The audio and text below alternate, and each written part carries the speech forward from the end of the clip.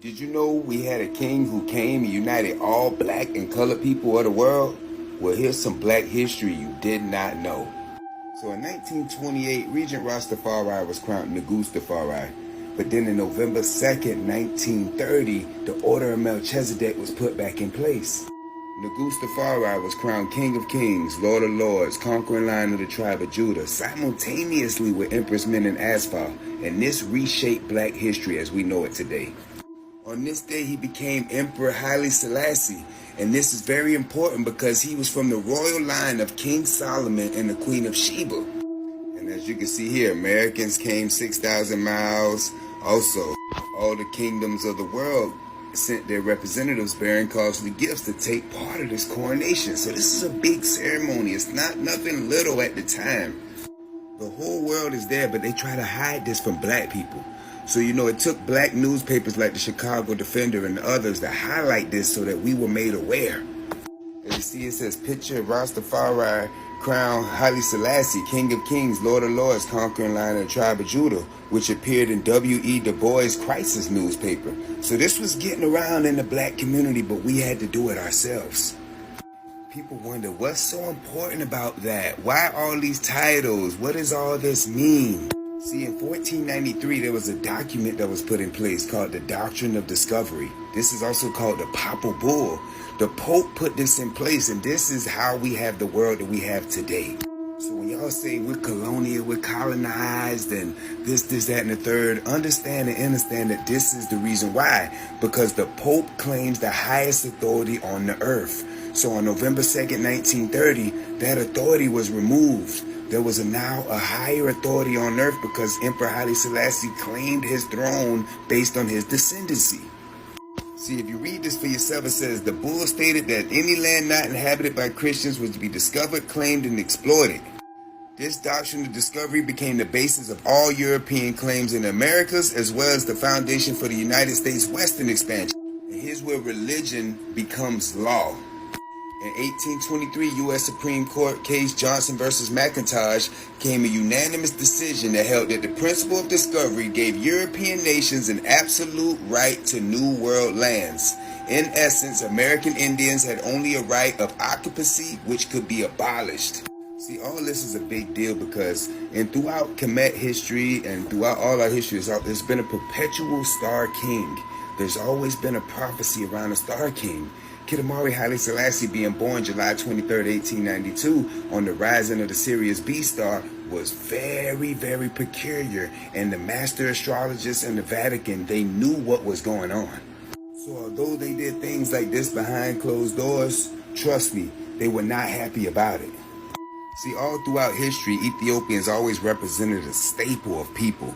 Even their greatest historians like Herodotus and like Homer, they even described Ethiopians as the most just of men, the favorites of the gods. And classical literature makes it clear that the region from Egypt to India was called by the name of Ethiopia.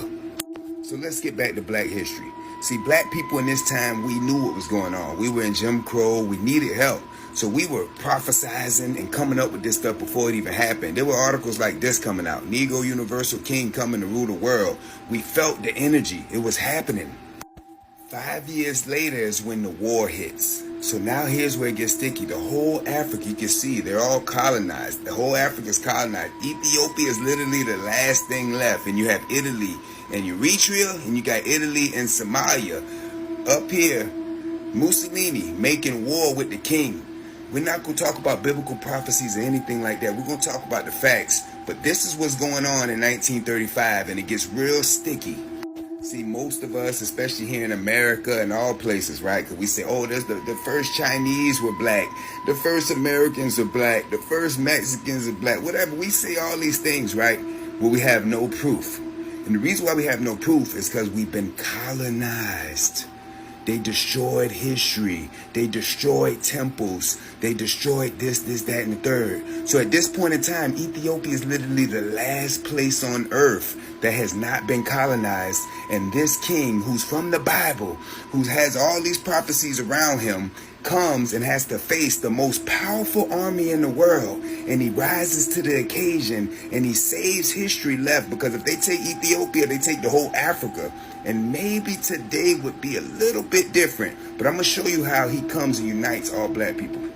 Now, I want you to be in the mindset to understand what was going on. So Emperor Haile Selassie is facing the biggest army in the world. They have 1,800 rifles. They walk around barefoot and all these things. But at the end of the day, he makes a statement that's very important. He puts titleage over us. He makes a claim over us and gives us his authority. As the last sovereign nation of Africa, the only thing left, he makes a statement. He says, I am not only the emperor of Africa, I am king of all Negroes everywhere, including those in the United States and other foreign domains. The Italian warlord is trying to destroy the last best hope you have on earth. What did he mean by that? Your last best hope you have on earth. I just explained it to you. If they take Ethiopia, they have the whole Africa. That means they have the potential to erase the fact that we even know we're from Africa at that point in time. I know black people don't know where we from, and we have a hard time. I'm indigenous to America and this, that, and the third. But at least we know we got Africa these days, right? Things could have been different depending on how this war went. So by him giving us his claims, his titleage, his royal lineage, and saying that he was our king and we were his subjects, we were removed from the delegation of the papal bull that I showed you, because the Pope previously claimed us and we lived in his reality. But now we were getting a new claim over us, and we must accept this claim now, even today, because they have a 1493 claim over us, and this claim was made in 1935. Now, I couldn't find a date on this article, but I just wanted to prove that it was well known back then who he was and how he represented all of us.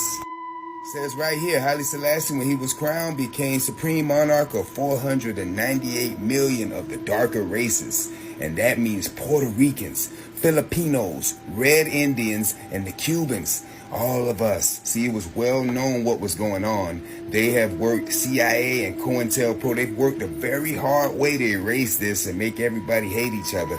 But we had a cause, and we had a common cause that had us rise up to the occasion at this point in time. And this is the reason why they hide this from us and have us still fighting each other today, claiming to be this, claiming to be that, when at one point in time we had one thing to claim, because they don't care if you Christian, Muslim, African, American. If you look like this, when it's time for them to execute a plan, they're going to execute it against you. So give thanks. We want to understand and understand that we are part of this number. We are one people. Rasta unites us all.